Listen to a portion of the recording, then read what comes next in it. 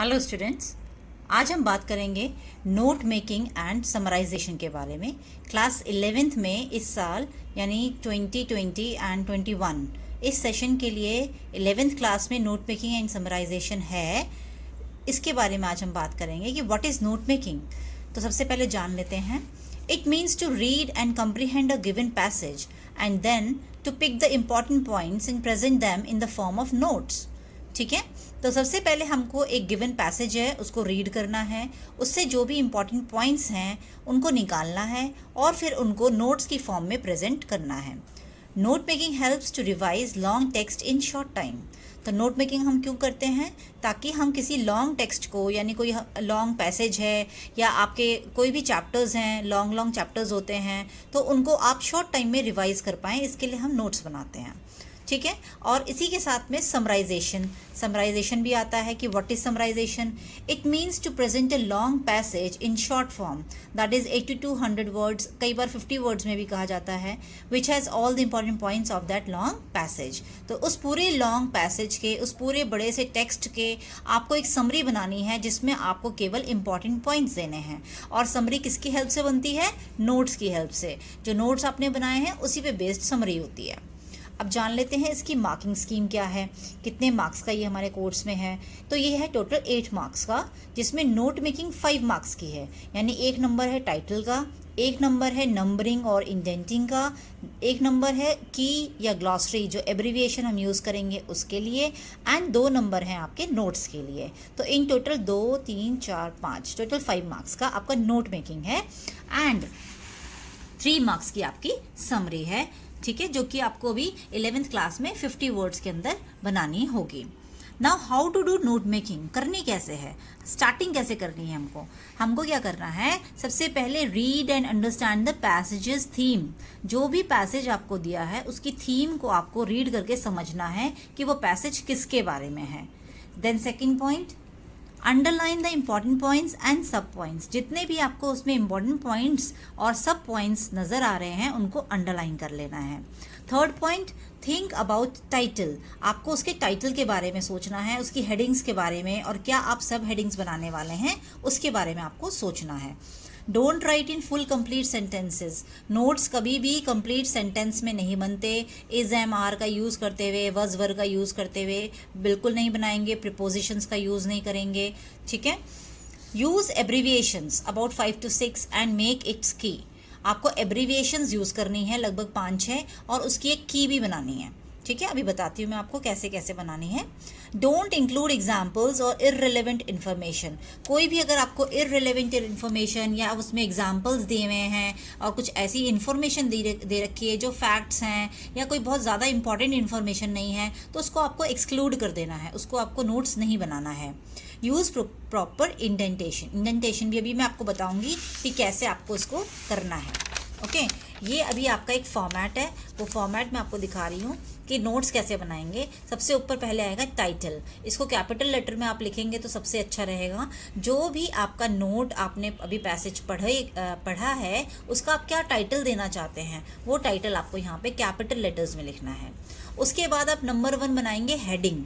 ठीक है, कि अब जो है पहली हेडिंग आप क्या देना चाहते हैं उस पैसेज की, क्या इंपॉर्टेंट पॉइंट आपको निकल कर आया है, वो आपकी पहली हेडिंग बनेगी। और उस पॉइंट से रिलेटेड फिर आपके पास 3 या 4 पॉइंट्स जो भी हैं उसके नीचे आपको वो लिखने हैं, और साथ में ही आपको उस पर नंबरिंग करनी है। देख रहे हैं आप, ये इसे कहते हैं नंबरिंग, इंडेंटिंग, कि नंबर 1, फिर इस नंबर 1 के 1.1, 1.2, 1.3, यानी फर्स्ट हेडिंग के ये 3 पार्ट्स हो गए।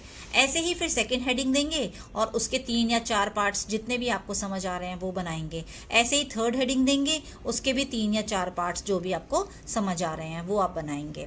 ठीक है, ऐसे ही आप चौथी हेडिंग भी दे सकते हैं अगर आपको लगता है कि आपके पास और भी ज़्यादा इन्फॉर्मेशन है जो आपको देनी है नोट्स में, तो वो अभी आप दे सकते हैं। पर मैक्सिमम 4 हेडिंग्स होंगी, इससे ज़्यादा मत बनाइएगा, अदरवाइज बहुत लेंदी हो जाता है।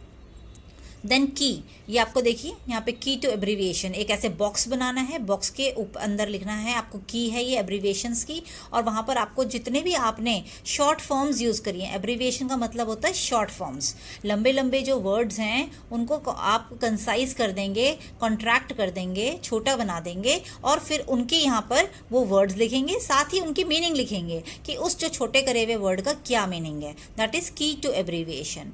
और फिर नेक्स्ट पॉइंट है जो आपके 3 नंबर की है, समरी, और समरी का टाइटल ज़रूर देना है, जो टाइटल आपने यहाँ दिया ना वही टाइटल आप यहाँ पे भी देंगे, ठीक है। उसी टाइटल के बाद आपने यहाँ पे 50 वर्ड्स की समरी लिख देनी है पूरे 5-6 लाइन्स में। अब मैं आपको एक क्वेश्चन समझा रही हूँ कि कैसे आपको करना है। देखिए ये पैसेज आप देख ही रहे होंगे, यहाँ पर मैंने इसको बहुत केयरफुली रीड करा, ठीक है। उसके बाद मैंने समझा कि इस पैसेज में किसके बारे में बात हो रही है। जैसे इस पैसेज में बात हो रही है लिसनिंग स्किल्स के बारे में, तो मैंने पहले फर्स्ट 2 पैराग्राफ में मुझे कोई इंपॉर्टेंट इन्फॉर्मेशन नज़र नहीं आई, तो मैंने यहाँ पर कुछ भी अंडरलाइन नहीं किया। फिर 3rd पैराग्राफ में आप देख रहे हैं मुझे कुछ इंपॉर्टेंट चीज़ें नज़र आई हैं, जैसे लिसनिंग के अंदर क्या इंपॉर्टेंट होता है, हियरिंग विद अटेंशन, फिर लिसनिंग में क्या इंपॉर्टेंट होता है, कॉन्सेंट्रेशन, इस और क्या इंपॉर्टेंट होता है, ऑब्जर्वेशन, ठीक है। ये सब पॉइंट्स लिसनिंग के आ गए। ऐसे ही गुड कम्युनिकेशन के अंदर क्या क्या चीज़ें होनी चाहिए, इंटरेक्टिव प्रोसेस होना चाहिए, पार्टिसिपेशन एंड इन्वॉल्वमेंट होना चाहिए, ठीक है, डायलॉग होना चाहिए, तो ये चीज़ें आ गई गुड कम्युनिकेशन स्किल के अंदर।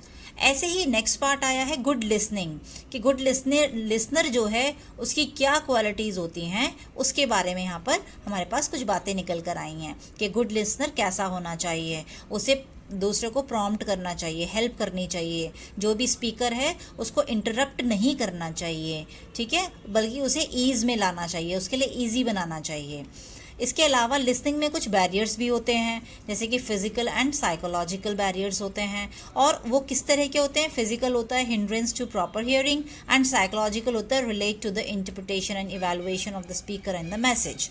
तो ये कुछ बातें जो मुझे इंपॉर्टेंट लगी, अब मैं इनके बेसिस पे देखिए किस तरीके से नोट्स बनाऊंगे। ये देखिए आप, अब यहाँ पर मैंने नोट्स बनाए हैं।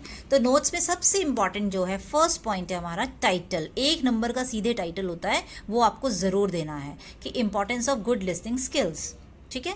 उसके बाद है नोट्स, आपने ऊपर नोट्स लिख दिए, यहाँ से अपने नोट्स बनाने स्टार्ट कर दिए। तो आप देख रहे होंगे मेरा फर्स्ट पॉइंट जो है दैट इज़ लिसनिंग इन्वॉल्व्स। आप देख रहे हैं लिसनिंग मैंने कैसे कॉन्ट्रैक्ट कर दिया है, लिसनिंग थोड़ा लंबा होता है वर्ड, तो मैंने उसको थोड़ा शॉर्ट कर दिया। तो लिसनिंग के अंदर क्या क्या इन्वॉल्व होता है, पहला पॉइंट होता है उसके अंदर हियरिंग विद अटेंशन, यहाँ देखो अटेंशन भी मैंने छोटा कर दिया है। ऐसी कंसंट्रेशन, ऑब्जर्वेशन, ये वर्ड्स मैंने सब छोटे कर दिए हैं, कॉन्ट्रैक्ट कर दिए हैं, और इन सब की की मैं लास्ट में दूंगी।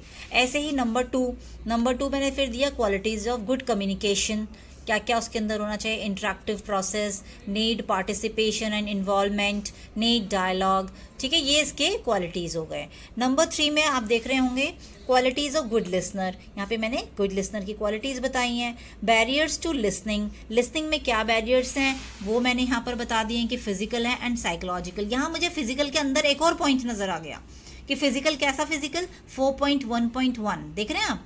तो ऐसे भी आप पॉइंट के अंदर सब पॉइंट, ठीक है, एक और आप डाल सकते हैं अगर आपको कुछ लगता है ऐसा कि आपको देना है, तो आप ऐसे, मैंने आपके लिए इसीलिए एग्जाम्पल लिया है ताकि मैं आपको यहाँ पे शो कर सकूँ, ओके। तो ऐसी साइकोलॉजिकल और साइकोलॉजिकल का एक और पॉइंट, तो 4.2.1। तो इस तरीके से ये इंडेंटिंग करना बहुत इंपॉर्टेंट है, अदरवाइज आपका सब गड़बड़ हो जाएगा, पॉइंट समझ में नहीं आएंगे, वो एक सीक्वेंस में होने चाहिए। लास्ट में आपको की टू एब्रीविएशन, जो भी आपने एब्रीविएशंस यूज़ करी हैं उसकी की बनानी है, जैसे यहाँ पे लिसनिंग, पूरा उसको फिर खोल के दिखाना है कि लिसनिंग का मतलब, यहाँ पे जो लिसनिंग है इसका मीनिंग ये है। ऐसी अटेंशन को फुल फॉर्म में दिखाना है। ऐसी concentration, observation, communication, participation, involvement, तो आपको इस तरीके से एब्रीविएशन यूज़ भी करनी है, उसकी की भी बनानी है। एंड लास्ट में समरी में कई बार बच्चे कंफ्यूज होते हैं कि मैम समरी कैसे बनाएं। समरी में सबसे पहली बात तो बेटा आपको टाइटल ज़रूर देना है, ठीक है। टाइटल कौन सा देंगे, वही जो आपने ऑलरेडी डाला हुआ है, वही टाइटल। देखिए importance of good listening skills.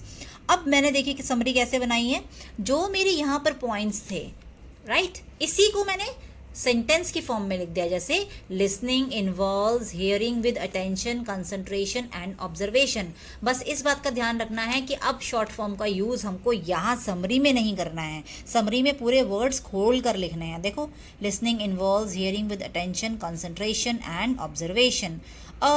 अब यहाँ पे उसके बाद में मेरा good qualities of good communication आ रहा था, तो मैंने लिखा फिर qualities of good communications are interactive process, it needs participation and involvement and needs dialogue. तो ये भी हमारे सेंटेंस बन गए। ऐसे करके आपने जितने भी वर्ड्स बनाए हैं उन सब से आपने सेंटेंसेस बनाने हैं, ठीक है।